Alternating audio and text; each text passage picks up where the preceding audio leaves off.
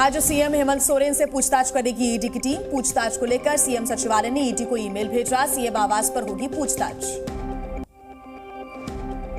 झारखंड में सीएम आवास पर विधायकों और मंत्रियों की बड़ी बैठक। सूत्रों के अनुसार राज्य के मौजूदा राजनीतिक हालात पर हुई चर्चा।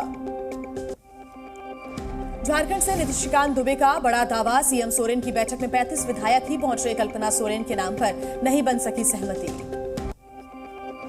विधायकों के साथ बैठक के बाद जेएमएम का बीजेपी पर आरोप। कहा सोरेन पर फैलाई गई अफवाह, निजी काम से गए थे दिल्ली।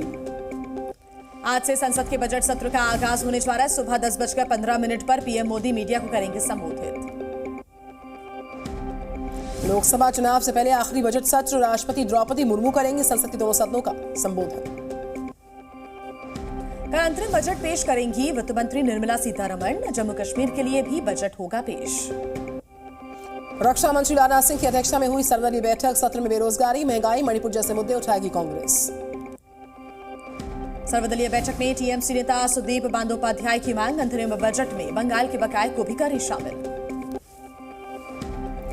सर्वदलीय बैठक में बोले संसदीय कार्य मंत्री प्रहलाद जोशी। सरकार हर मुद्दे पर चर्चा को तैयार। नौकरी के बदले जमीन केस में तेजस्वी यादव से हुई पूछताछ। ईडी के अधिकारियों ने करीब 8.5 घंटे तक पूछे सवाल जवाब। सूत्रों के हवाले से खबर आई है सामने। ईडी के अधिकारियों ने तेजस्वी यादव से 50 से 60 सवाल पूछे पूछताछ में। आरजेडी नेता मनोज झा ने ईडी को बताया बीजेपी। कहा यह पूछताछ नहीं, प्रताड़ना हो रही है। हाईकोर्ट पहुंचा चंडीगढ़ मेयर चुनाव का मामला। नए सिरे से चुनाव करवाने की अपील है। मेयर चुनाव में बीजेपी की हुई थी जीत। मेयर चुनाव में बीजेपी की जीत पर मचा घमासान। राहुल गांधी ने बीजेपी पर निशाना साधा। बीजेपी ने लोकतंत्र की हत्या कर दी। महाराष्ट्र में महाविकास आघाड़ी की हुई अहम बैठक। सीट बंटवारे पर चर्चा हुई। संजय राउत बोले हमारे बीच कोई भी मतभेद नहीं है।